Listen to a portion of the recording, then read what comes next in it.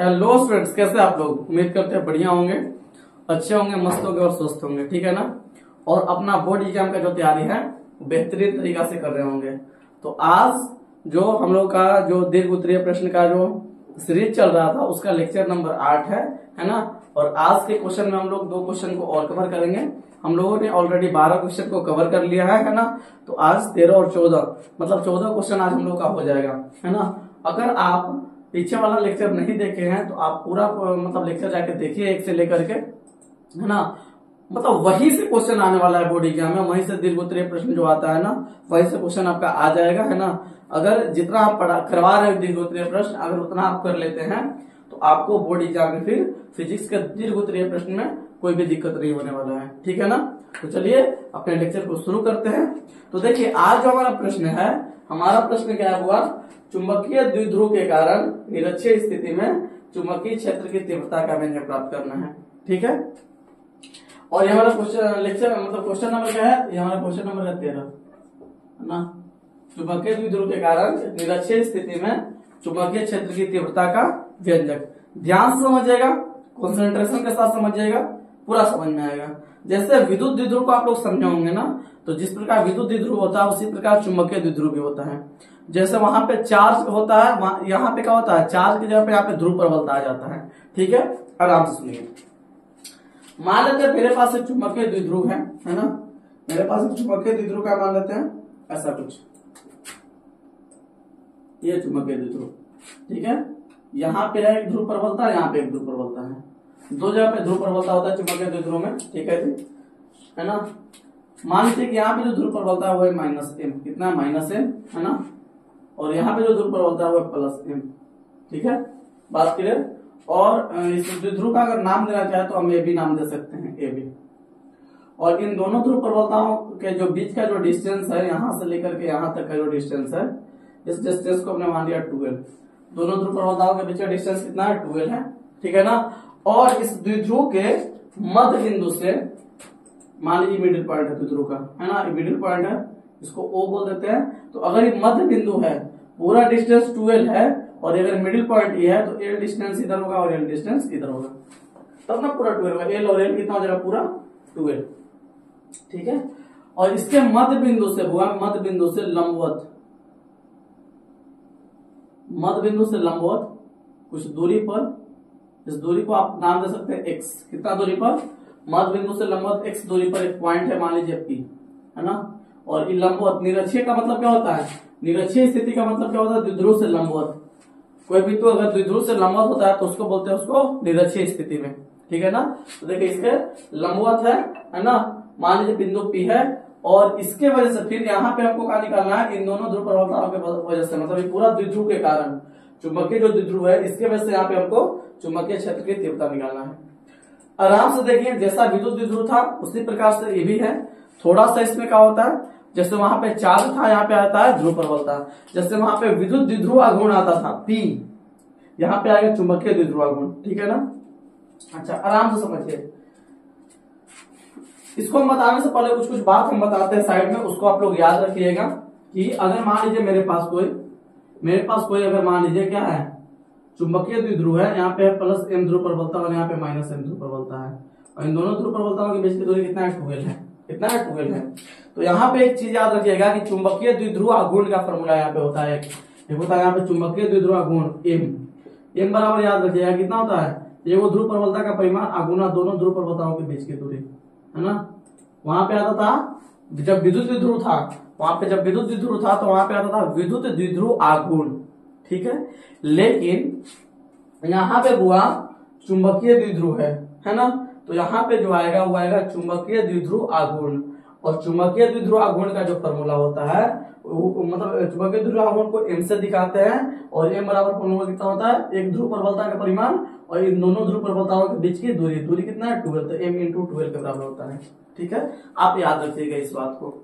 अब देखिए अगर मान लीजिए मतलब इस पूरा द्विध्रुव की वजह से अगर यहाँ पे हमको चुंबकीय क्षेत्र की तीव्रता निकालना है, तो सबसे पहले अगर आप लोग देखें तो यहाँ पे हमको डायरेक्शन देखना पड़ेगा।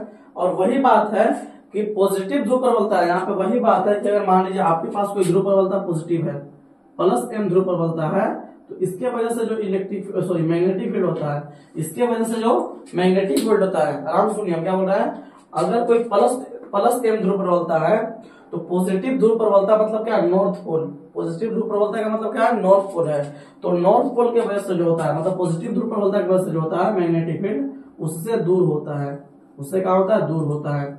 लेकिन अगर ये ध्रुव प्रबलता निगेटिव हो जाता है, माइनस m ध्रुव प्रबलता, और माइनस m ध्रुव प्रबलता का मतलब क्या होता है, वो साउथ पोल। साउथ पोल मतलब दक्षिणी ध्रुव को दिखाते हैं माइनस m से, है ना। तो अगर किसी का ध्रुव प्रबलता निगेटिव है तो उसके वजह से अगर कहीं पे मैग्नेटिक फील्ड देखिएगा तो निगेटिव ध्रुव प्रबलता की वजह से, मतलब साउथ पोल की वजह से मैग्नेटिक फील्ड का होता है उसके ओर होता है। ये बात आपको याद रखिएगा।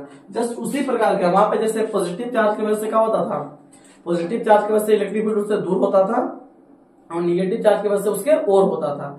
यहाँ पर भी बिल्कुल वैसा ही है। पॉजिटिव ध्रुव प्रबलता की वजह से मैग्नेटिक फील्ड क्या है, उससे दूर है ना, और निगेटिव ध्रुव प्रबलता की वजह से उसके ओर होगा। ठीक है ना। अब इसी का हम यहाँ पे इस्तेमाल करेंगे। अगर मान लीजिए यहाँ पे ध्रुव प्रबलता है तो इसके वजह से यहाँ पे मैग्नेटिक फील्ड होगा, है ना। इस ध्रुव प्रबलता की वजह से यहाँ पे क्या होगा, मैग्नेटिक फील्ड होगा। हाँ होगा, बिल्कुल होगा। कितना होगा, आराम समझते हैं। ठीक है। इस ध्रुव प्रबलता की वजह से कितना मैग्नेटिक होगा, तो इससे दूर होगा। इससे क्या होगा, दूर। इससे दूर किधर होगा, इधर होगा। ठीक है ना। इससे दूर होगा मतलब इधर होगा मैग्नेटिक फील्ड। ठीक है। ठीक है ना। इसको नाम देते हैं, इसके वजह से ना बी की वजह से, इसको वेक्टर बी बोल दीजिए, वेक्टर बी। ठीक है ना। इसके वजह से उधर है मैग्नेटिक फील्ड। ठीक है ना। और ये है निगेटिव ध्रुव प्रबलता। तो निगेटिव ध्रुव प्रबलता के कारण जो मैग्नेटिक फील्ड होता है, आप लोग ये जानते हैं कि अगर ध्रुव प्रबलता कोई निगेटिव है, मतलब अगर साउथ पोल है, कौन पोल है, निगेटिव ध्रुव प्रबलता का मतलब कौन पोल, साउथ पोल। तो इसके वजह से जो यहाँ पे मैग्नेटिक फील्ड होगा वो क्या होगा, इसके ओर होगा। तो इसके ओर किधर में होगा, इधर होगा सीधा। इसके ओर मतलब इधर, है ना। ए है ना, तो इसको बोल देते हैं वेक्टर बी ए। इसकी वजह से यहाँ पे मैग्नेटिक फील्ड है। ठीक है जी। अब एक बात समझिएगा, अगर ई एंगल 90 डिग्री है तो ई भी एंगल कितना होगा, 90। ठीक है। और अगर 90 है तो आप लोग ढंग से अगर देख रहे होंगे तो यह एक आपको समकोण त्रिभुज दिख रहा होगा, समकोण त्रिभुज। और समकोण त्रिभुज का ये क्या है, कर्ण। तो कर्ण बराबर फॉर्मूला आप लोग पढ़े होंगे कि रूट अंडर क्या होता है, वो लंब के स्क्वायर प्लस आधार के स्क्वायर, पढ़े होंगे ये बात, है ना। तो अगर मान लीजिए कि समकोण त्रिभुज है, समकोण त्रिभुज का अगर कर्ण है तो क्या हो जाएगा, रूट अंडर के स्क्वायर, लंब कितना है, एक्स स्क्वायर, मतलब एक्स स्क्वायर प्लस क्या हो जाएगा, आधार मतलब एल स्क्वायर हो जाएगा। ठीक है जी। सेम अगर इसमें भी अगर बात करें तो इसमें भी तो वही हाल है। ये भी एक समकोण त्रिभुज है, अगर 90 है तो ये भी कौन सा त्रिभुज है, समकोण। और अगर ये त्रिभुज समकोण है तो क्या होगा, इसमें भी क्या होगा, इसमें भी जो कर्ण बराबर फॉर्मूला होगा, जो कर्ण है ना, ये कर्ण है, तो कर्ण बराबर क्या होगा, रूट अंडर लंब के स्क्वायर प्लस आधार के स्क्वायर, मतलब इसका जो वैल्यू होगा, इसका भी जो वैल्यू होगा ना, इधर हम लिख देते हैं, इसका वैल्यू कितना हो जाएगा, रूट अंडर कितना, एक्स के स्क्वायर प्लस क्या, एल का स्क्वायर। ठीक है ना। रूट अंडर कितना, लंब के स्क्वायर प्लस आधार के स्क्वायर, इसका ही वैल्यू वही हो जाएगा। क्लियर है। चलिए, दोनों का वैल्यू हमको समझ में आ गया। और अगर वैल्यू समझ में आ गया तो एक बात बताइएगा, जितना ई साइड है उतना ई भी साइड है, दोनों बराबर है। तो अगर दोनों बराबर है तो अगर इस एंगल को हम कुछ समय के लिए थीटा माने, इस एंगल को अगर थीटा कंसीडर करें तो कंफर्म ई भी एंगल थीटा रहेगा। क्योंकि कोई भी त्रिभुज के अगर भुजा बराबर है ना, भुजा अगर बराबर है तो उसके सामने वाला कोण भी क्या होता है, बराबर होता है। तो अगर इस त्रिभुज का ये पूरा त्रिभुज का अगर ई भुजा का वैल्यू कितना है, root under X square plus L square, और इसका भी वैल्यू कितना, इस भुजा का वैल्यू कितना है, root under X square plus L square. जबकि दोनों भुजा बराबर है तो इसके सामने वाला कोण भी आपस में क्या होगा, बराबर होगा। ठीक है जी। अच्छा, अब क्या करते हैं, इसके समानांतर हम एक लाइन ड्रॉ करते हैं। यहाँ पे एक लाइन बनाए इसके समानांतर, विद्युत ध्रुव के समानांतर एक लाइन बनाए। अब लाइन बनाए तो अब क्या होगा, यहाँ पे देखिएगा, आराम से देखिएगा कि अगर ई एंगल थीटा है, और ये दोनों लाइन समानांतर है, अगर ये लाइन समानांतर है, आराम से देखिए, ई लाइन और डार्क करते हैं, अगर ये दोनों लाइन समानांतर है, अगर ये दोनों समानांतर है तो अगर ई थीटा है तो कंफर्म क्या होगा, आराम से देखिएगा, अगर ई थीटा है तो कंफर्म ई भी क्या होगा, ई भी आपका थीटा होगा, समानांतर है तो, है ना, एकांतर कोण से। और अगर ई थीटा है तो ई भी थीटा होगा एकांतर कोण से। बहुत बढ़िया। और अगर ई थीटा है तो ई भी थीटा होगा, कौन से, सम्मुख कोण से आमने सामने का कोण बराबर होगा, है ना। जब दो लाइन कट करता है एक दूसरे को तो आमने सामने का कोण क्या होता है, बराबर होता है। तो उसी प्रकार एक लाइन ही और एक लाइन दोनों एक दूसरे को कट किया है तो एक एंगल थीटा, तो एक एंगल क्या है, थीटा है। अब यहाँ पे क्या होगा ना, अगर इन दोनों मैग्नेटिक फील्ड को हम कंपोनेंट में तोड़ना चाहें, बोलिए में तोड़े, कंपोनेंट में अगर तोड़े तो इसके वजह से अगर मान लीजिए कंपोनेंट बनेगा तो दो कंपोनेंट बनेगा। दो कंपोनेंट कैसे बनेगा, तो एक तो जिसके साथ थीटा है, इसके साथ थीटा है तो जिसके साथ थीटा उसके साथ आता है कोस। 11 का कॉन्सेप्ट हुआ वेक्टर का, नहीं याद है तो आप लोग याद रखिएगा, यहाँ पे बात याद रखिएगा। इसको हम कंपोनेंट में तोड़ रहे हैं तो एक कंपोनेंट तो इसका इधर बनेगा, है ना। तो जिसके साथ थीटा उसके साथ कोस, तो इसके साथ क्या हो जाएगा, बी कोस थीटा हो जाएगा, ठीक है ना। और इसके साथ थीटा नहीं तो उसके साथ साइन हो जाएगा, क्या हो जाएगा, बी साइन थीटा, ठीक है जी। उसी प्रकार से अगर इसको भी कंपोनेंट में तोड़ेंगे तो जिसके साथ थीटा उसके साथ कोस, तो इसके साथ थीटा है तो इसके साथ क्या देगा, ये भी कंपोनेंट में टूटेगा, इसके साथ क्या हो जाएगा, बी एक कोस थीटा बन जाएगा, है ना। इसके साथ थीटा है और इसके लंबवत एक कंपोनेंट बनेगा, तो इसके साथ थीटा नहीं है तो एक कंपोनेंट ही बन जाएगा, एक कंपोनेंट ही बन जाएगा। नीचे नीचे कितना, बी ए साइन थीटा, ठीक है, कंपोनेंट बन गया, सही है। आराम सुनिए, देखिए डायग्राम अगर आपको समझ में आ गया तो डेरिवेशन कुछ नहीं है, डेरिवेशन बिल्कुल आसान है। लेकिन अगर डायग्राम आपको समझ में नहीं आया तब डेरिवेशन टफ है, सही है। अब आराम सुनिए, फिर से सुनिए। मेरे पास क्या था, मेरे पास ही था एक डाइपोल, है ना। कैसा डाइपोल था, तो मैग्नेटिक डाइपोल था, चुंबकीय द्विध्रुव था। और चुंबकीय द्विध्रुव के निरक्षीय स्थिति में, कौन स्थिति में, निरक्षीय स्थिति में चुंबकीय क्षेत्र की तीव्रता निकालना था। तो निरक्षीय स्थिति का मतलब क्या होता है, निरक्षीय स्थिति का मतलब तो उसके लंबवत कोई पॉइंट है। निरक्षीय स्थिति का मतलब क्या है, उसके अगर लंबवत मतलब द्विध्रुव के लंबवत कोई पॉइंट है तो उसको बोलेंगे उसको निरक्षीय स्थिति में, ठीक है। तो मेरे पास एक डाइपोल था, मैग्नेटिक डाइपोल, इसका एक ध्रुव प्रबलता था -m, दूसरा +m था। इन दोनों ध्रुव प्रबलताओं के बीच की दूरी कितना था, 12 था। और मान लिया कि इसका मिडिल पॉइंट O है, और अगर ये मिडिल पॉइंट है तो कितना हो जाएगा, मिडिल पॉइंट है, पूरा दूरी 12 है, तो L इधर और L इधर, और इसके लंबवत x दूरी पर एक पॉइंट P है ना। इसके लंबवत x दूरी पर एक पॉइंट P है, मतलब निरक्षीय स्थिति पर एक बिंदु P है, और इसके वजह से यहाँ पे मैग्नेटिक फील्ड निकालना है। तो मैग्नेटिक फील्ड निकालने के लिए क्या करेंगे, सबसे पहले अब यहाँ पे मैग्नेटिक फील्ड जो होगा ना, इस ध्रुव प्रबलता की वजह से भी होगा और इसके वजह से भी होगा, मतलब -m ध्रुव प्रबलता की वजह से भी होगा और +m ध्रुव प्रबलता की वजह से भी होगा, है ना। तो -m ध्रुव प्रबलता की वजह से मैग्नेटिक फील्ड क्या होता है, ये -m ध्रुव प्रबलता है तो मैग्नेटिक फील्ड उसके ओर होगा। तो -m ध्रुव प्रबलता की वजह से जो मैग्नेटिक फील्ड है यहाँ इसके ओर है, और +m ध्रुव प्रबलता की वजह से इससे दूर है ना। अब क्या किए हमने, इस एंगल को थीटा माना, तो अगर ये एंगल थीटा तो ये एंगल थीटा हो गया, क्यों, क्योंकि दोनों साइड बराबर है। और सामने अगर कोई भी त्रिभुज का दो साइड बराबर होगा तो उससे आमने सामने वाला कोण भी क्या होता है, बराबर होता है। तो ये कितना है, √x² + l², तो ये भी कितना है, √x² + l²। और दोनों साइड अगर बराबर है तो दोनों के सामने वाला कोण भी क्या है, बराबर है, ठीक है। फिर हमने क्या किया, एक लाइन खींचा यहाँ पे समानांतर, इसके समानांतर एक लाइन खींचे, और लाइन खींचे तो अगर ये एंगल थीटा तो ये भी थीटा होगा एकांतर कोण से, और ये थीटा तो ये भी थीटा एकांतर कोण से, और अगर ये थीटा तो ये भी थीटा सम्मुख कोण से, शीर्षाभिमुख कोण से, है ना। अब एक बात बताइए, अब यहाँ पे क्या हो गया, ये जो कंपोनेंट, ये जो मैग्नेटिक फील्ड था इसके वजह से ये दो कंपोनेंट में टूटेगा, एक इधर जिसके साथ थीटा है, तो जिसके साथ थीटा होता है उसके साथ कोस, तो बी भी कोस थीटा हो गया ये, और एक इसके लंबवत, तो लंबवत पर में टूटा कितना, बी साइन थीटा। सेम इसके साथ भी वही हुआ, ये भी कंपोनेंट में टूटा, इधर में है बी ए कोस थीटा, और एक इसके लंबवत इधर नीचे में है तो बी ए साइन थीटा, ठीक है, बहुत बढ़िया। एक बात और ये कि अगर मान लीजिए आपके पास कोई ध्रुव प्रबलता है +m, और इसके वजह से r दूरी पर कोई पॉइंट P है, और यहाँ पे आपसे अगर मैग्नेटिक फील्ड पूछा जाए, मैग्नेटिक फील्ड, तो मैग्नेटिक फील्ड में याद रखिएगा कि K कितना, Km/r² होता है।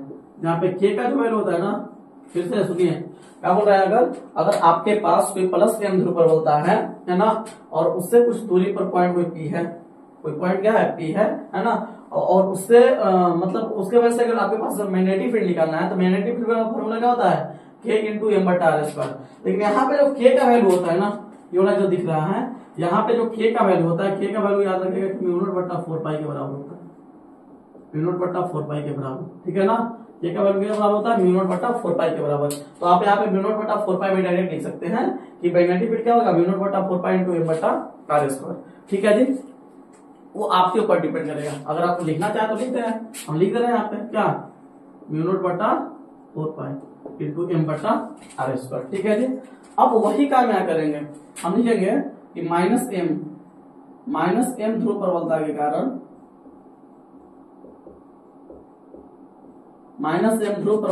कारण है ना पी बिंदु पर, कौन बिंदु पर, पी बिंदु पर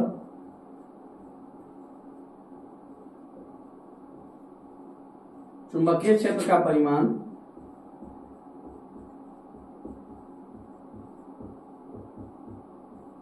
तो माइनस एम ध्रुव प्रबलता के कारण कितना चुंबकीय क्षेत्र का परिमाण बताया हम, बी है ना। तो इसके वजह से जो चुंबकीय क्षेत्र का परिमाण होगा वो कितना हो जाएगा, बी हो जाएगा।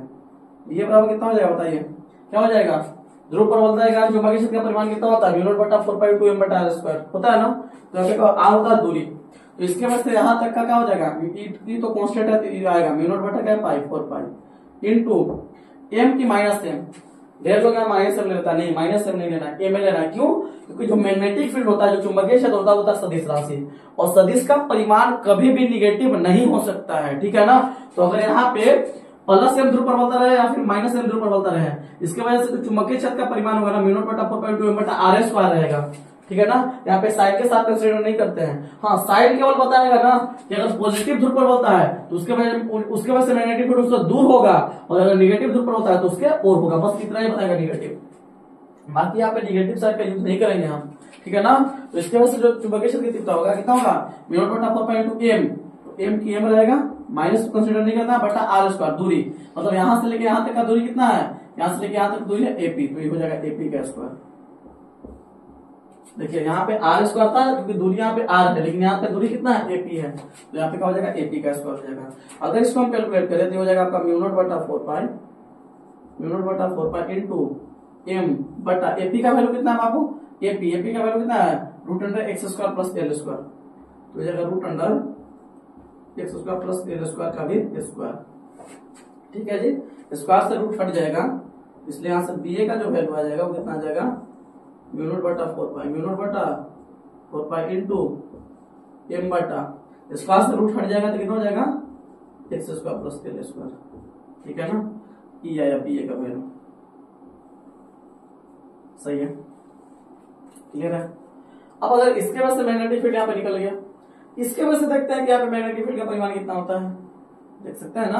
तो देखते हैं प्लस एम ध्रुव प्रबलता के कारण, है ना। तो यहाँ पे लिखेंगे प्लस एम ध्रुव प्रबलता के कारण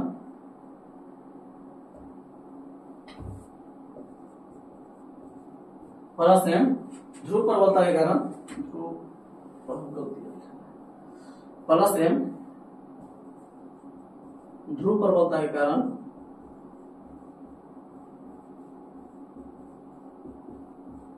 प्लस एम ध्रुव प्रबलता के कारण कौन बिंदु पर, पी बिंदु पर चुंबकीय क्षेत्र का परिमाण, चुंबकीय क्षेत्र का परिमाण ठीक है, कितना, प्लस एम ध्रुव प्रबलता के कारण। तो इसके वजह से जो यहाँ पे मैग्नेटिक फील्ड है वो कितना है, बीबी, यही ना है। इसके वजह से जो मैग्नेटिक फील्ड है बीबी है, तो कितना है, इसके वजह से जो चुंबकीय क्षेत्र का परिमाण है वो कितना है, बीबी, ठीक है जी। तो कितना हो जाएगा बताइए, ये हो जाएगा आपका म्यू नॉट बटा 4π इनटू एम ध्रुव प्रबलता, एम है ना, ध्रुव प्रबलता यही ना है, एम है, तो इसका ध्रुव प्रबलता कितना है, एम, ध्रुव प्रबलता एम बटा r स्क्वायर, मतलब दूरी यहां से लेकर के यहां तक का दूरी कितना है, पूरा बीपी, हो जाएगा बीपी का स्क्वायर। तो यहां से अगर देखें तो जाएगा म्यू नॉट बटा 4π इनटू एम को एम छोड़ दीजिए, बीपी का वैल्यू कितना है, बीपी का वैल्यू कितना है, √x² प्लस l स्क्वायर, कितना है, यह है बीपी का value √x² plus l square, इसका भी क्या हो जाएगा, होल स्क्वायर। अगर यहां से हम देखें तो हो जाएगा म्यू नॉट बटा 4π इनटू m बटा स्क्वायर से रूट हट जाएगा तो कितना हो जाएगा, x² प्लस l स्क्वायर, ठीक है जी। इसका वैल्यू आया बीपी का। अच्छा, मतलब आप अगर क्लियर देख पा रहे होंगे अगर आप क्लियर देख पा रहे हैं तो जितना -m ध्रुव प्रबलता के वजह से मैग्नेटिक फील्ड है उतना ही प्लस m ध्रुव प्रबलता की वजह से मैग्नेटिक फील्ड है। मतलब दोनों के वजह से जो मैग्नेटिक फील्ड का परिमाण है, जो चुंबकीय क्षेत्र का यहाँ परिमाण है, सेम है। हाँ, डायरेक्शन भले अलग अलग है, इसके वजह से चुंबकीय क्षेत्र का दिशा उधर है, तो इसके वजह से इधर है ना। तो दोनों की वजह से खाली डायरेक्शन अलग अलग है चुंबकीय क्षेत्र का, लेकिन दोनों की वजह से जो चुंबकीय क्षेत्र का परिमाण मिल रहा है वो कितना है, सेम है। ठीक है ना। तो यहां से हम क्लियर देख रहे हैं, इसलिए लिख देंगे कि इसलिए जो बीए जो है ना, मतलब इसकी वजह से माइनस एम ध्रुव प्रबलता की वजह से जो चुंबकीय क्षेत्र का परिमाण है वो बराबर है प्लस एम ध्रुव प्रबलता की वजह से चुंबकीय क्षेत्र के परिमाण के, दोनों बराबर है। सही है, कोई डाउट? मतलब जितना चुंबकीय क्षेत्र का परिमाण इसके वजह से यहाँ है, उतना ही इसके वजह से भी यहाँ है। तो अगर मान लीजिए वेक्टर बीए और बीबी दोनों बराबर हो गया, तो यहां से देखिए बीए, ये देखिए बीए और बीबी दोनों बराबर है, और साइन थीटा ऊपर भी है, साइन थीटा नीचे भी है, तो ओवरऑल पूरा वैल्यू और ऊपर वाला पूरा वैल्यू बराबर हो गया। तो बीए और बीबी बराबर है, कि दोनों के बीच किसका फर्क था, आराम से सुनिएगा, इसका इसमें और इसमें दोनों के बीच किसका फर्क था, तो खाली मैग्नेटिक फील्ड का। इसमें साइन थीटा था, इसमें भी साइन थीटा था, इसमें आ रहा था मैग्नेटिक फील्ड के रूप में बीबी और इसमें मैग्नेटिक फील्ड के रूप में बी है। लेकिन यहाँ पे हम देख रहे हैं कि दोनों बराबर आया, और अगर दोनों का परिमाण बराबर है, बी और बीबी दोनों का बराबर है ना, तो दोनों का अगर परिमाण बराबर है तो ओवरऑल अगर देखा जाए तो इसका परिमाण, ये पूरा परिमाण और ये पूरा परिमाण आपस में क्या हो गया, बराबर। और अगर ये दोनों बराबर हो गया, हाँ, तो ये दोनों भले बराबर हो गया, लेकिन दोनों का दिशा क्या है, ऑपोजिट। तो एक बात आप लोग लॉजिकली सोचिए कि अगर मान ले मेरे पास दो बल है, मान ली एक बॉडी है यहाँ पे और इस बॉडी पर दो बल लग रहा है, आराम सुनिएगा, मान लीजिए यहाँ पे एक बॉडी है और इस बॉडी पर दो बल लग रहा है, एक इधर और एक इधर, इसी के लाइन में, ठीक है ना। मान लीजिए इधर लग रहा है 100 न्यूटन का बल और इधर भी लग रहा है 100 न्यूटन का बल। तो इस पर अगर दोनों ऊपरी डायरेक्शन में अगर इस पर बल लग रहा है, तो अगर हम पूछे कि नेट मतलब ये जो बॉडी ए है, हम बोले कि एफ नेट फोर्स कितना लग रहा है बॉडी ए पर, तो ए पर नेट फोर्स कितना लग रहा है, जीरो। क्यों? क्योंकि जितना बल इस पर उस डायरेक्शन में लग रहा है, उतना ही बल इस डायरेक्शन में लग रहा है। और जो दोनों बलों का परिमाण समान हो गया, दोनों बल का परिमाण समान है, हाँ, डायरेक्शन ऑपोजिट है, तो दोनों बल एक दूसरे को क्या कर लेगा, बैलेंस कर लेगा, है नहीं बात। तो इन दोनों की वजह से इस पर नेट फोर्स जीरो हो जाएगा। वही हाल यहाँ पे है कि अगर बीबी साइन थीटा और बीए साइन थीटा सेम हो गया, क्यों सेम हो गया, क्योंकि बीए और बीबी सेम हो गया, तो अगर ये दोनों बराबर हो गया तो इन दोनों के वजह से यहाँ पे मैग्नेटिक फील्ड तो जीरो हो जाएगा ना। मतलब इन दोनों के वजह से यहाँ पे कोई मैग्नेटिक फील्ड नहीं होगा। क्यों? क्योंकि दोनों का परिमाण बराबर और दिशा क्या, ऑपोजिट। तो दोनों एक दूसरे को क्या कर देगा, कैंसिल कर देगा। तो दोनों एक दूसरे को जब कैंसिल करेगा तो इन दोनों की वजह से यहाँ पे कोई मैग्नेटिक फील्ड नहीं रहेगा। बात क्लियर है? तो मैग्नेटिक फील्ड यहाँ पे रहेगा किसकी वजह से, तो सिर्फ इन दोनों की वजह से। क्योंकि यहाँ पे देखिए दोनों का डायरेक्शन सेम है, और जब दोनों का डायरेक्शन समान रहेगा तो यहाँ पे नेट मैग्नेटिक फील्ड निकालने से क्या करेंगे, दोनों को जोड़ देंगे। जैसे कि आप बात करें, मान लीजिए मेरे पास एक बॉडी भी है और इस पर दो बल इधर लग रहा है, एक ही दिशा में लग रहा है, इसमें भी 100 न्यूटन इधर लग रहा है और 100 न्यूटन इधर लग रहा है। सपोज एग्जांपल बताते हैं। अब जब दोनों बल एक ही दिशा में लग रहा है, बॉडी बी पर एक ही दिशा में लग रहा है, तो इस पर अगर पूछे कि नेट फोर्स कितना लग रहा है, तो 100 और 100 क्या 100 न्यूटन, तो आप क्या कर देंगे, 200 न्यूटन। मतलब दोनों को क्या कर देना है, जोड़ देना है ना। वेक्टर का कॉन्सेप्ट है। तो उसी प्रकार से यहाँ पर भी देखा जाए तो दोनों की वजह से तो यहाँ पे नेट फोर्स जीरो, मतलब मैग्नेटिक फील्ड जीरो हो गया। तो मतलब यहाँ पे मैग्नेटिक फील्ड बचा किसकी वजह से, तो इन दोनों की वजह से, क्योंकि इन दोनों का डायरेक्शन सेम है। और जब इन दोनों का डायरेक्शन सेम है तो यहाँ पे नेट मैग्नेटिक फील्ड निकालते समय क्या कर देंगे, इन दोनों को डायरेक्ट हम जोड़ देंगे। ठीक है, क्लियर है, बहुत बढ़िया। मतलब अब क्या लिखते हैं हम लिख रहे हैं बाबू कि यदि P बिंदु पर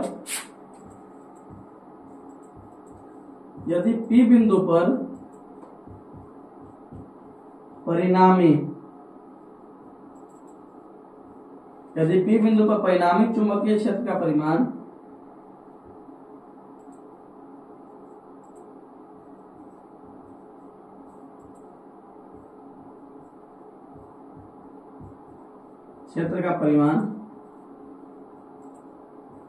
यदि P बिंदु पर परिणामी चुंबकीय क्षेत्र का परिमाण कितना हो B हो, मान लेते हैं B हो, तो B बिंदु पर परिणामी चुंबकीय क्षेत्र का परिमाण अगर B होगा तो इसलिए B का वैल्यू कितना आ जाएगा, इसलिए जो यहाँ B का जो वैल्यू आएगा वो कितना बराबर हो जाएगा, तो इन दोनों के योग के बराबर हो जाएगा, है ना। क्योंकि इन दोनों की वजह से तो यहाँ पे मैग्नेटिक फील्ड है, सॉरी मैग्नेटिक फील्ड है नहीं, दोनों एक दूसरे को कैंसिल कर दे रहा है। मतलब यहाँ पे जो भी मैग्नेटिक फील्ड है इन दोनों की वजह से है, क्योंकि दोनों का डायरेक्शन सेम है, और जब दोनों का डायरेक्शन सेम है तो नेट मैग्नेटिक फील्ड निकालते समय दोनों को क्या कर देंगे, जोड़ देंगे। तो जोड़िए दोनों को, तो कितना हो जाएगा, क्या हो जाएगा, ये हो जाएगा B B cos theta plus B A cos theta.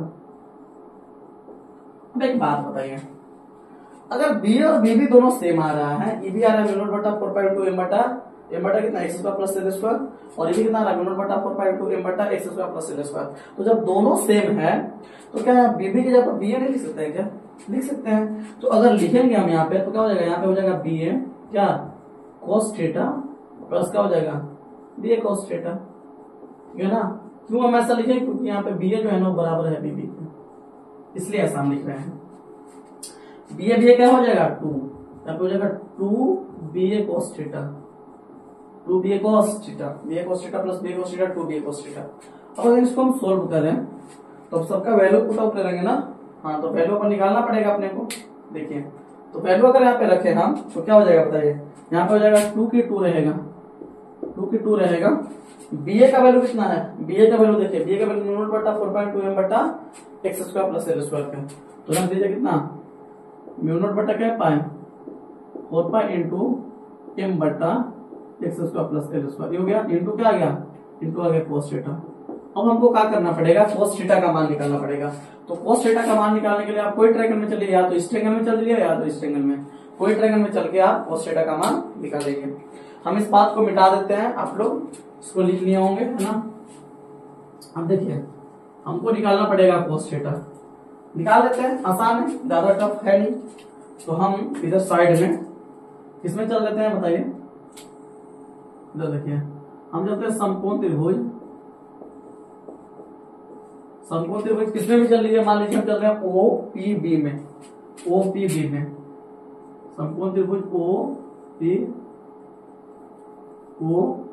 P B में, और समकोण त्रिभुज ओ पी बी में अगर चल रहे हैं हम ओ पी बी में कोस थीटा से ना, किससे चल रहे हैं हम कोस थीटा से, तो यहां से जो कोस थीटा हो जाएगा, कौन थीटा कोस थीटा क्या हो जाएगा आधार बट्टा कर्ण। तो इस एंगल के लिए तो लंब है, इस एंगल के लिए क्या है लंब है, तो आधार क्या है ओपी, आधार क्या है, आधार है आपका ओपी बटा कर्ण क्या है, कर्ण है आपका बीपी, कर्ण क्या है आपका बीपी। इसलिए यहां से कोस थीटा का जो वैल्यू निकल के आएगा कोस थीटा बराबर है ना, ओबी का वैल्यू कितना है, ओबी का वैल्यू है एल, ओबी का वैल्यू कितना है एल बटा कर्ण बीपी का वैल्यू कितना है, बीपी का वैल्यू है root under X square plus L square, तो बीपी का वैल्यू है root under X square plus L square, ठीक है जी। अगर ऐसा हम कर रहे हैं, ऐसा कर रहे हैं तो यहाँ पे हम रखेंगे वैल्यू, वैल्यू रखेंगे तो कितना हो जाएगा, ये हो जाएगा आपका कितना, ऐसा करते हैं, ये म्यू नॉट बटा क्या पाई है 4 पाई, 10 के 10 छोड़ देते हैं इंटू, उसके साथ हमको गुणाते हैं तो ये हो जाएगा 2m बटा कितना x square plus L square, ठीक है जी, ये सही है, इंटू कोस थीटा, तो कोस थीटा का वैल्यू कितना है एल बट्टा रूट अंडर ना है, एल बट्टा root under X square plus L square. अब एक बात बताइएगा, अगर कहीं पे रूट एक्स लिखा है तो रूट एक्स को हम क्या लिखते हैं एक्स के पावर 1/2, रूट एक्स का मतलब क्या होता है, रूट एक्स का मतलब होता है एक्स के पावर 1/2, है ना, रूट एक्स का मतलब क्या होता है एक्स के पावर 1/2। तो उसी प्रकार से यहाँ पे अगर ये चीज अगर रूट के अंदर लिखा है तो इसको इसका पावर 1/2 लिख सकते हैं, पूरा के एज ए एक्स मान है तो इसका पावर कितना लिख सकते हैं 1/2 लिख सकते हैं। तो यहां से हो जाएगा कितना म्यू नॉट बटा 4 पाई, म्यू नॉट बटा 4 पाई इंटू एम को एम छोड़ दो, आई इंटू 2 को इसके साथ गुना कर दो, तो गुना कितना हो जाएगा 2 को इसके साथ करेंगे तो 12 हो जाएगा बट्टा ये तो 10 के 10 है x square plus L square into इसका पावर 1/2 हो जाएगा, तो x square plus L square का पावर कितना हो जाएगा 1/2, ठीक है जी। अब आगे चलते हैं, जब आगे चलेंगे तो ये हो जाएगा आपका म्यू नॉट बटा 4 पाई इंटू कितना m इंटू 12। देखिए एक फॉर्मूला आप अभी पढ़ाए थे तो आप लोग को क्या पढ़ाए थे कि जो m इंटू 12 होता है ना, चूंकि m इंटू 12 है ना, m इंटू 12 है ना, चुंबकीय द्विध्रुव के कोई एक ध्रुव प्रबलता का परिमाण और उन दोनों ध्रुव प्रबलताओं के बीच की दूरी के गुणनफल जो होता है ना, ये बराबर होता है वो चुंबकीय द्विध्रुवांक m के बराबर होता है, क्या बराबर होता है m के, आप लोग को अभी बताए हम पीछे। तो m इंटू 12 के जब m इंटू 12 के जब पाई देखिए m इंटू 12 पूरा जो है ना m इंटू 12 किसके जगह खा देते हैं m, तो ये हो जाएगा यहाँ पे पटका m हो जाएगा m बटा इन दोनों का पावर जुटेगा तो इसका पावर कुछ नहीं तो 1 है ना, और इसका पावर आधा, तो 1 और आधा कितना हो जाएगा 1.5, 1 है और ये आधा है तो 1 आधा कितना हो जाएगा 1.5, मतलब कितना हो जाएगा ई हो जाएगा आपका x square plus L square के पावर कितना हो जाएगा, ये हो जाएगा 3/2 किसका वैल्यू आया ये मैग्नेटिक फील्ड का। अब यहाँ पे एक बात गौर करने वाली है, क्या का आराम सुनिए, यहाँ पे एक बात गौर करने वाली है कि जो एल है ना एक्चुअल में जो दोनों मतलब जो दोनों ध्रुव पर होता देख रहे हैं इतना दूर दूर ना, एक्चुअल में इतना दूर नहीं रहता है। आराम से सुनिए, ध्यान से सुनिए क्या बोल रहे हैं। एक्चुअल में जो दोनों ध्रुव पर होता है इतना हम दूर बनाए हैं, एक्चुअल में इतना दूर नहीं रहता है, बहुत पास रहता है एक दूसरे के, बहुत पास। एक यहाँ तो एक जस्ट इसके बगल में, ऐसा कुछ, फिर से सुनिए, एक यहाँ तो एक इसके जस्ट बगल में, ऐसा रहता है, बहुत पास पास होता है। और अगर इन दोनों ध्रुव पर बोलता है, अगर इन दोनों ध्रुव पर बोलता है एक दूसरे के बहुत पास हुआ तो एल का मान बहुत छोटा हो जाएगा। आराम से सुनिए क्या बोल रहे हैं हम। एक्चुअल में जो इतना दूर हम बनाए दोनों ध्रुव पर होता है, कोई एक्चुअल में इतना दूर नहीं है ना, ये दोनों बहुत पास है। और अगर ये दोनों ध्रुव पर होता है एक दूसरे के अगर बहुत पास हुआ तो उस कंडीशन में इन दोनों ध्रुव पर्वताओं के जो बीच का दूरी है 12, ये बहुत छोटा हो जाएगा, ठीक है। और जब 12 बहुत छोटा होगा तो एल भी बहुत छोटा हो जाएगा, है ना, एल बहुत क्या हो जाएगा छोटा। और एल अगर बहुत छोटा है, एल बहुत छोटा है और अगर इसका स्क्वायर करिएगा तो और छोटा हो जाएगा, क्योंकि कोई भी नंबर का स्क्वायर करिएगा, कोई भी छोटा नंबर है उसका स्क्वायर करने पर और छोटा हो जाता है। जैसे मैं अगर मान लीजिए हम आपको से बोले कि आप 0.2 का स्क्वायर करिए तो इसका स्क्वायर करने के बाद कितना आएगा 0.04 आएगा, कितना आएगा 0.04 आएगा नहीं आएगा। तो बताइए इसका स्क्वायर करने पर और छोटा नंबर आएगा। तो वही बात हम समझाना चाह रहे हैं कि अगर इन दोनों ध्रुव पर्वता जो एक दूसरे के बहुत पास है तो 12 का मान बहुत छोटा है, और 12 ही बहुत छोटा है तो एल तो और छोटा हो जाएगा, उसका आधा है। और अगर एल बहुत छोटा है तो इसका स्क्वायर करने के बाद और छोटा हो गया। मतलब हम ये समझाना चाह रहे हैं कि एल स्क्वायर का जो मान है ना, एल स्क्वायर का मान बहुत ज्यादा छोटा होता है, और इसके कंपेयर में एक्स का जो मान होता है ना बहुत बड़ा होता है, क्योंकि जो पॉइंट इतना जीरो बनाए हैं वैल्यू है, लेकिन जो पॉइंट है बहुत दूर होता है थोड़ा सा। इसके एल के कंपेरिजन में पी का मान ज्यादा होता है, बहुत ज्यादा होता है। इस एल के कंपेयर में ये जो एक्स का जो मान है ना, ये एक्स का जो मान है वो बहुत ज्यादा होता है। तो अगर ये एक्स बहुत ज्यादा है, एक्स बहुत ज्यादा और इसका स्क्वायर कर दिया तो और ज्यादा हो गया ना। तो कोई नंबर अगर ले, बड़ा नंबर कोई ले ले जैसे 4, तो 4 का अगर स्क्वायर कर दिया जाए तो कितना हो जाएगा 16, ज्यादा हो जा रहा है ना, समझ में आ रहा है ना। मतलब क्या है कि एक्स, यहां पे हम समझाना चाह रहे हैं कि एक्स स्क्वायर का वैल्यू बहुत ज्यादा है as compare to L square, है ना। मतलब एल स्क्वायर की तुलना में एक्स स्क्वायर का मान बहुत बहुत ज्यादा है। मतलब एक बात ऐसा कंसिडर कर सकते हैं कि जो एक्स स्क्वायर है ना वो है 1 बाल्टी पानी, थोड़ा सा ऐसा ऑब्जर्व करवा रहे हैं कि एक्स स्क्वायर मान लीजिए 1 बाल्टी पानी के बराबर है, और एल स्क्वायर जो है ना उसमें 1 बूंद पानी के बराबर है। तो अगर एक बात आप लोग लॉजिकली सोचिए कि अगर 1 बाल्टी पानी में अगर 1 बूंद पानी डाल दिया जाए तो क्या उसके पानी में कोई फर्क पड़ेगा? नहीं, उतना ही रहेगा मिला जुला के, है नहीं बात, लगभग उतना ही रहेगा, है नहीं बात। मतलब क्या है कि अगर एक्स स्क्वायर में अगर एल स्क्वायर हम जोड़ भी रहे हैं ना तो उससे कोई फर्क नहीं पड़ने वाला है, वो जितना एक्स स्क्वायर का वैल्यू लगभग उतने रहेगा। 1 बाल्टी पानी में अगर 1 बूंद पानी डाल भी दिया जाए ना, जोड़ दिया जाए ना, तो उससे पानी में, बाल्टी के पानी में कोई ज्यादा फर्क नहीं पड़ जाएगा। समझ में आ रहा है ना। मतलब यहां से हम समझाना चाह रहे हैं हम, मतलब यहां से हम ये समझाना चाह रहे हैं कि चूंकि यहाँ पे देखा जाए तो यहाँ पे जो चूंकि है ना x is very very very greater than L, मतलब x का जो मान है ना एल से बहुत बड़ा है, और जब x का मान एल से बहुत ज्यादा है, जैसे आप कंपेयर कर सकते हैं कि 1 बाल्टी पानी है ना 1 बूंद पानी की अपेक्षा बहुत ज्यादा है ना, तो वही बात है कि x अगर बहुत ज्यादा है एल से तो x के स्क्वायर में अगर एल स्क्वायर हम जोड़ भी देना तो लगभग एक बराबर रहेगा, एक्स स्क्वायर के बराबर रहेगा। 1 बाल्टी पानी में 1 बूंद पानी डाल भी देना तो उससे कोई फर्क नहीं पड़ेगा, एक्स स्क्वायर रहेगा ये, ठीक है ना।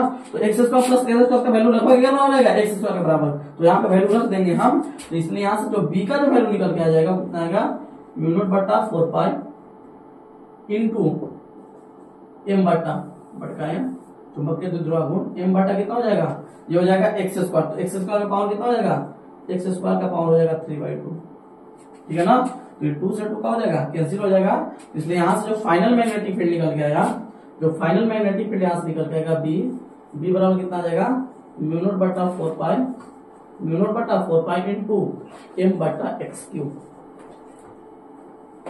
ठीक है ना। यह है निरक्षीय स्थिति में चुंबकीय क्षेत्र की तीव्रता, यही है, ठीक है ना। चुंबकीय द्विध्रुव के कारण, नाम सुने, यही क्या है, चुंबकीय द्विध्रुव के कारण निरक्षीय स्थिति में चुंबकीय क्षेत्र की तीव्रता यही है, ठीक है। आपको अगर एग्जाम में पूछेगा ये क्वेश्चन तो आपको इसी तरह से ड्राइव करना पड़ेगा पूरा, ठीक है। उम्मीद करते हैं आप लोग को बढ़िया समझ में आया होगा। अगर इतना समझाने के बावजूद भी अगर कोई डाउट बचता है ना, कोई भी ऐसा चीज जो आपको समझ में ना आया हो, तो आप लोग कमेंट बॉक्स में जरूर बताइएगा, उसके बाद में हम उस डाउट को क्लियर करने का प्रयास करेंगे, ठीक है।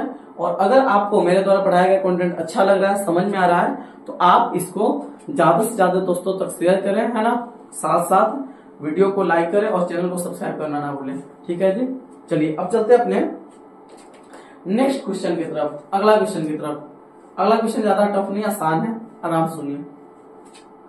आप एक बार इसको वीडियो को रो करके इसको उतार लीजिए, है ना। उसके बाद हम चलेंगे नेक्स्ट क्वेश्चन की तरफ, ठीक है। चलिए अब चलते हैं। देखिए नेक्स्ट क्वेश्चन क्या है, और इसको मिटा लेते हैं हम।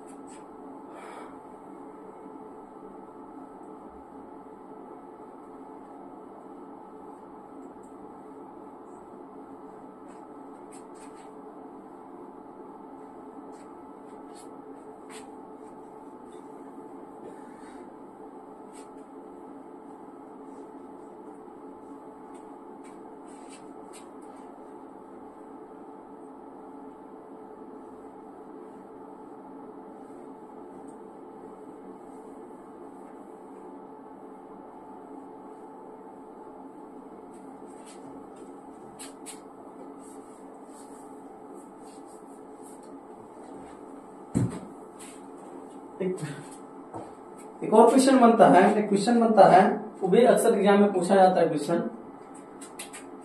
अब हम लोग अपना 14वां क्वेश्चन कवर कर रहे हैं, और 14 नंबर जो क्वेश्चन है बोलता है कि बायो-सावर्ट के नियम का उपयोग करके, है ना, किसी वृत्ताकार कुंडली के केंद्र पर चुंबकीय क्षेत्र की तीव्रता का व्यंजक प्राप्त करने के लिए बोलता है। क्या? बायो-सावर्ट के नियम का उपयोग करके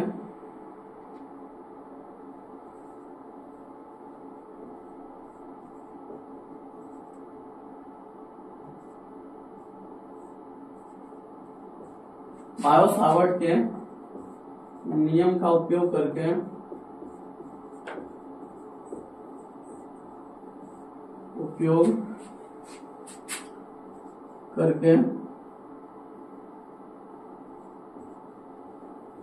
किसी वृत्ताकार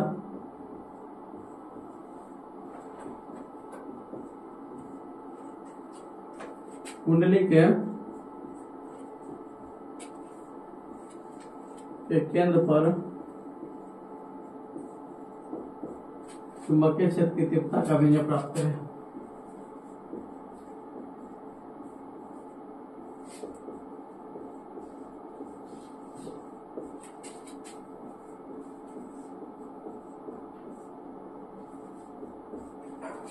का व्यंजक प्राप्त करें।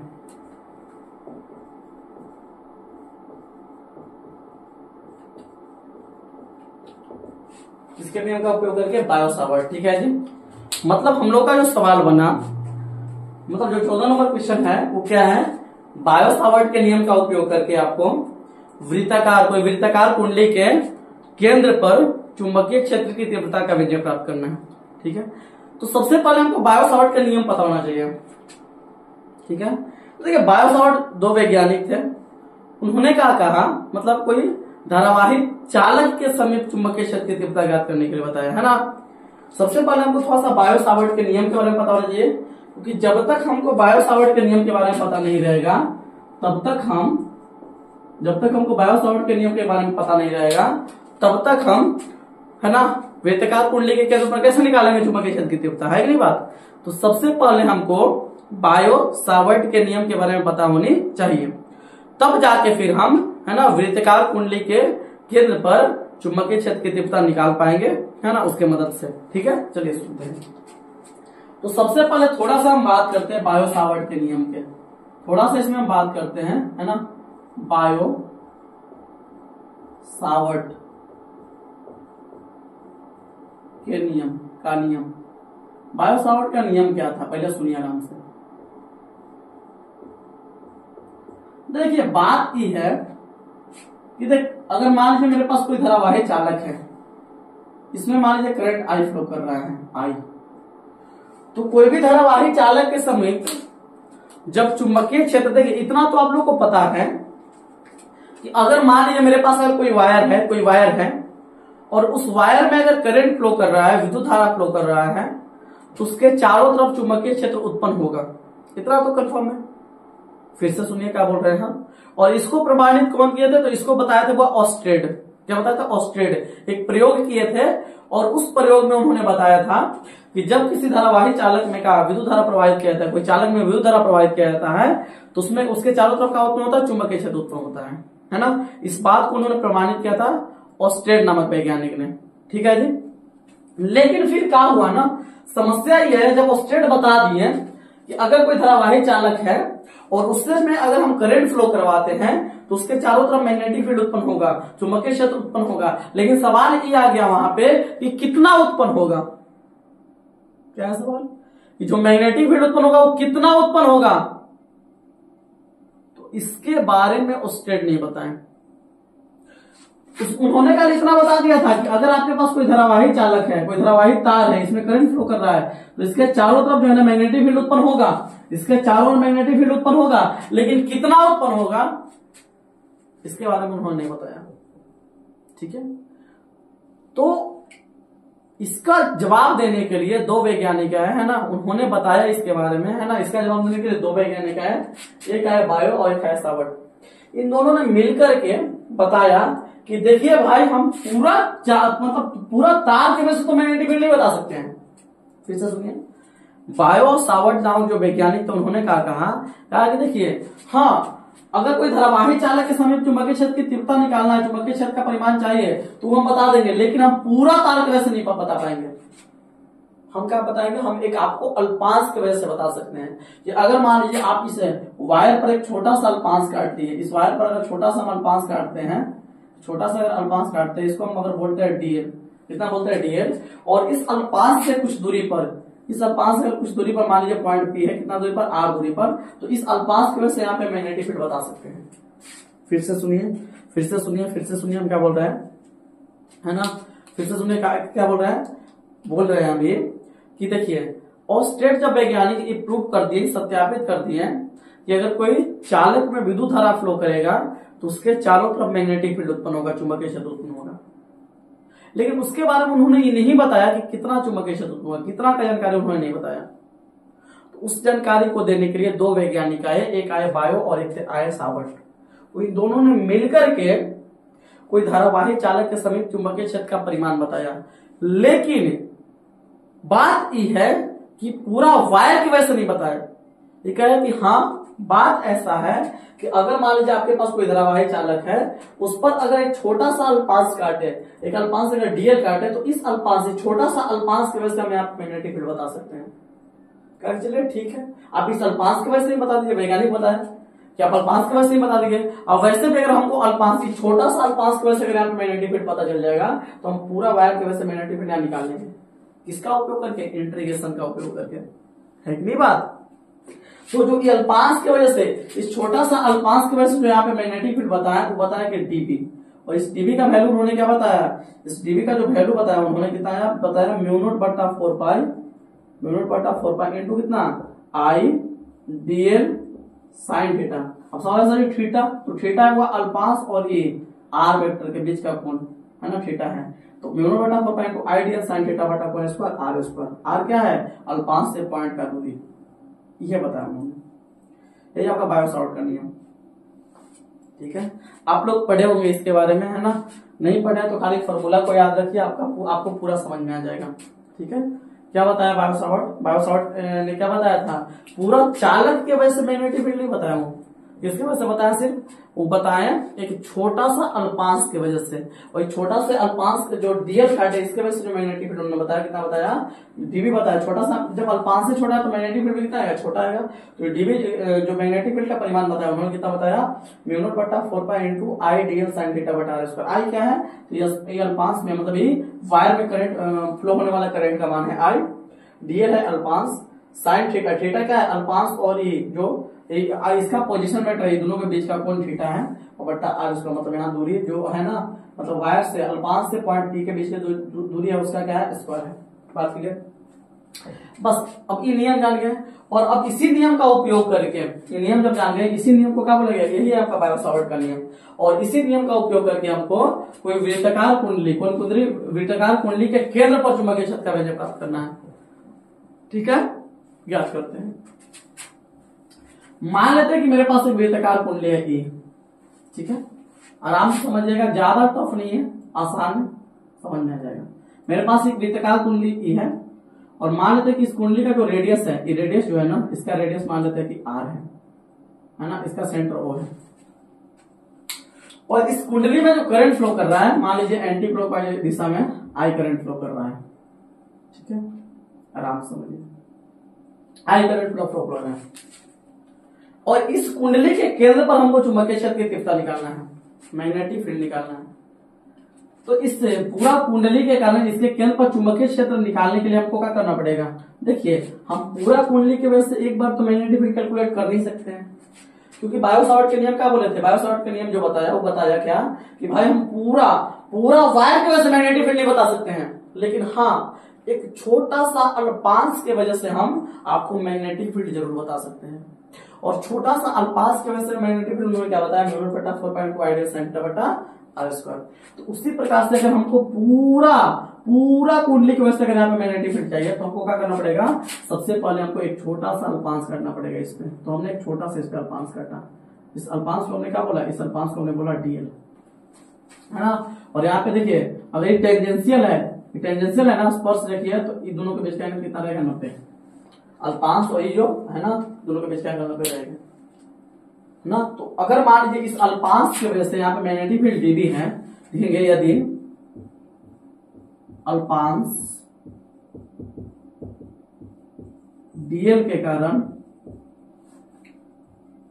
कारण उन बिंदु पर, ओ बिंदु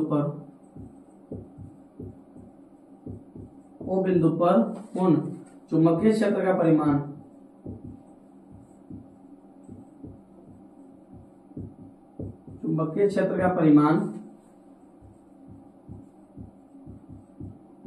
कितना हो, डीबी हो, तो अगर अल्पांश डीएल के कारण, ये जो अल्पांश डीएल काटे है इसके वजह से अगर यहाँ पे मैग्नेटिक फील्ड अगर डीबी है, तो बायो सावर्ट के नियम से,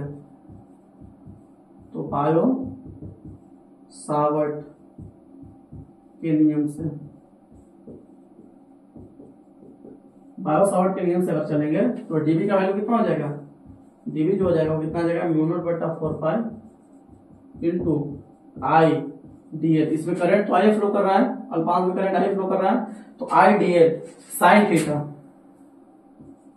क्या होगा, साइन थीटा कितना होगा यहाँ पे, तो अल्पांश और जहां पे मैग्नेटिक फील्ड निकाल रहे हैं उसके बीच जो पोजीशन वेक्टर है उसके बीच का कोण, तो दोनों के बीच का कोण कितना है, 90। तो यहाँ पे साइन थीटा का कितना है, 90, और बट्टा आर स्क्वायर, आर मतलब दूरी, तो यहां से लेके यहां तक का दूरी कितना है, आर, तो यहाँ पे क्या हो जाएगा, बट्टा आर का स्क्वायर हो जाएगा। केंद्र पर मैग्नेटिक फील्ड निकालना है, तो यहां से लेकर अल्पांश से लेकर केंद्र का बीच की दूरी कितना है, आर है, तो नीचे आर स्क्वायर हो जाएगा। अब अगर इसको सोल्व किया जाए तो इसलिए यहाँ से डीबी का जो वैल्यू निकल के आ जाएगा, डीबी बराबर कितना आ जाएगा, म्यू नॉट बटा 4 पाई, म्यू नॉट बटा 4 पाई इंटू कितना आई डी एल। साइन 90 का वैल्यू तो 1 होता है, साइन 90 का वैल्यू कितना होता है 1, 1 में से गुना करें तो यही रह जाएगा, बटा कितना हो जाएगा आर स्क्वायर। लेकिन यहां पे सवाल ये आया, आराम समझिए, यहां पे सवाल ये आया ना, म्यू नॉट बटा 4 पाई इंटू कितना हो जाएगा आई डी एल है ना बटा आर स्क्वायर हो गया। अब यहाँ पे सवाल ये है ना, देखिए केवल एक अल्पांश की वजह से यहाँ पे मैग्नेटिक फील्ड आया है, ऐसा ऐसा इस पर बहुत सारा अल्पांश कट सकता है। आराम सुनिए, ऐसा हमको ये पूरा कुंडली की वजह से निकालना है ना मैग्नेटिक फील्ड, ये तो केवल एक अल्पांश की वजह से है, कितना म्यू नॉट बटा 4 pi into ideal sine theta बटा आर स्क्वायर। ठीक है, मतलब इस कुंडली पर ऐसा ऐसा बहुत सारा अल्पांश कट सकता है, और उन सब अल्पांश के कारण मैग्नेटिक फील्ड निकाल करके, जब सबके कारण मैग्नेटिक फील्ड निकाल करके अगर हम जोड़ देंगे तब जाके यहां पे हमको पूरा मैग्नेटिक फील्ड मिलेगा। फिर से सुनिए हम क्या बोल रहे हैं कि ये जो मैग्नेटिक फील्ड आया केंद्र पर, ये केवल एक अल्पांश की वजह से आया, केवल इसकी वजह से आया है। इस कुंडली पर ऐसा ऐसा बहुत सारा अल्पांश कट सकता है, तो अगर हमको ये पूरा कुंडली के कारण अगर मैग्नेटिक फील्ड चाहिए यहाँ पे, तो हमको क्या करना पड़ेगा, इस पूरे कुंडली पर डीएल डीएल डीएल अल्पांश काट के सबके वजह से मैग्नेटिक फील्ड निकाल के जोड़ना पड़ेगा, तब जाके यहाँ पे हमको नेट मैग्नेटिक फील्ड मिलेगा। सही है, लेकिन यहाँ पे मामला ही फंस रहा है कि सर ऐसा करेंगे तो बहुत समय लगेगा, डीएल कितना काटेंगे अल्पांश, है ना, सबको तो जोड़ना है, तो जोड़ने के लिए क्यों ना इंटीग्रेशन का प्रयोग कर लिया जाए। बिल्कुल सही, क्योंकि एक बात बताइए, सब जगह तो आप डीएल डीएल काट कर कितना काट के जोड़िएगा, बहुत सारा अल्पांश बन सकता है ना। तो अगर हमको पूरा अल्पांश की वजह से अगर मैग्नेटिक फील्ड निकालना है यहाँ पे, तो हमको क्या करना पड़ेगा, एक बार में इंटीग्रेशन कर देते हैं दोनों तरफ, हमको पूरा मैग्नेटिक फील्ड मिल जाएगा।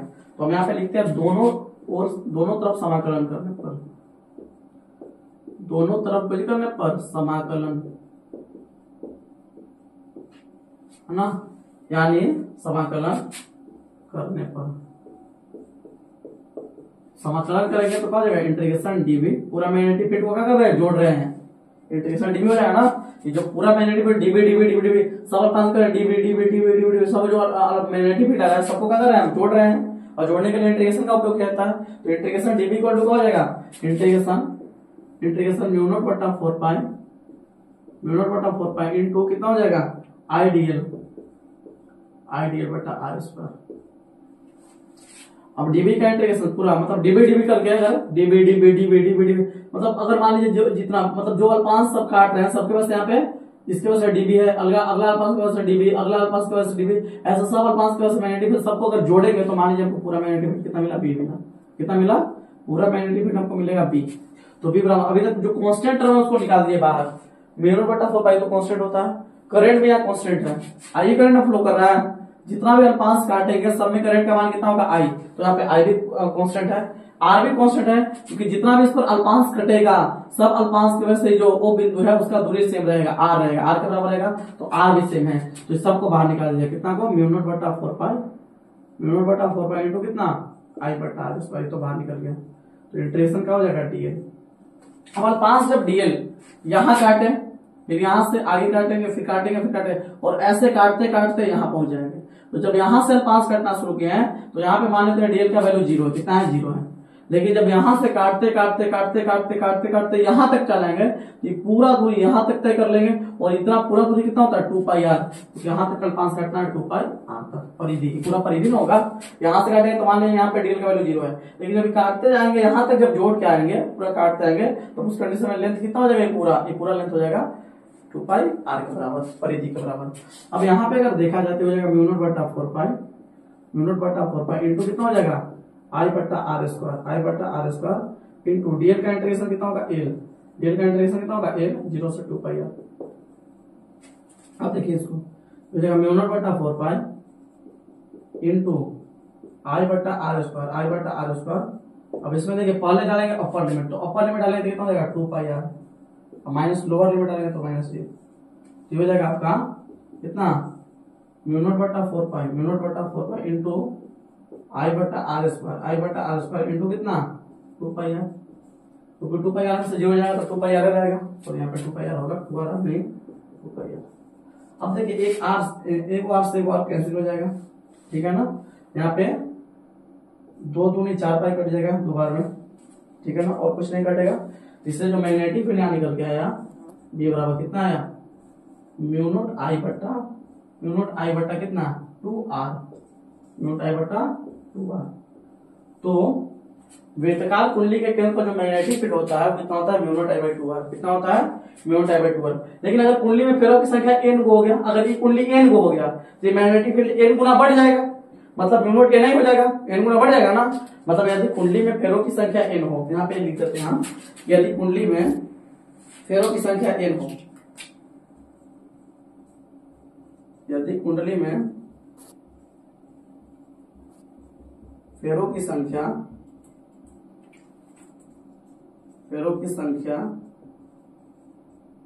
कितना हो, n हो तो अगर ये कुंडली में फेरा की संख्या अगर n रहेगा, कुंडली में अगर फेरा n रहेगा, एक फेरा के वैसे ना, एक क्या फेरा के वैसे, एक फेरा के वैसे मैग्नेटिक फील्ड कितना निकला, mu not I by 2r। लेकिन अगर ऐसा इस कुंडली में अगर फेरों की संख्या अगर n को फेरा रहेगा तो मैग्नेटिक फील्ड n गुना बढ़ जाएगा, क्या गुना, n गुना। तो उस कंडीशन में मैग्नेटिक फील्ड हो जाएगा B बराबर कितना हो जाएगा, n into mu not I बट्टा 2r, n गुना बढ़ जाएगा, ठीक है ना। पहले कितना था, mu not I by 2r, लेकिन अब n गुना बढ़ जाएगा, n mu not I by 2r, ठीक है ना। तो ये है आप लोग का क्या होगा, बायो-सवार्ट के नियम का उपयोग करके मैग्नेटिक फील्ड वृत्तकार कुंडली के केंद्र पर। तो आज हम लोग 2 क्वेश्चन को कवर किए इस लेक्चर में, है ना, 13वां क्वेश्चन और 14वां क्वेश्चन, ठीक है ना। उम्मीद करते हैं आप लोग को जो हम पढ़ा रहे हैं कंटेंट है ना, आपको समझ में आ रहा होगा। लेकिन अगर इतना बताने के बावजूद भी अगर कोई डाउट रह रहा है, आपको कोई भी डाउट आए तो आप लोग कमेंट बॉक्स में जरूर बताइए, उसके बारे में हम नेक्स्ट वीडियो में उस डाउट को क्लियर करने का प्रयास करेंगे, ठीक है। आज के लिए अब इतना ही रहने देते हैं, बाकी हम और जो क्वेश्चन बचा हुआ है हमारा उसको हम अगले लेक्चर में कंटिन्यू करेंगे, ठीक है। तो आज के लिए इतना ही, good bye, best of luck, जय हिंद।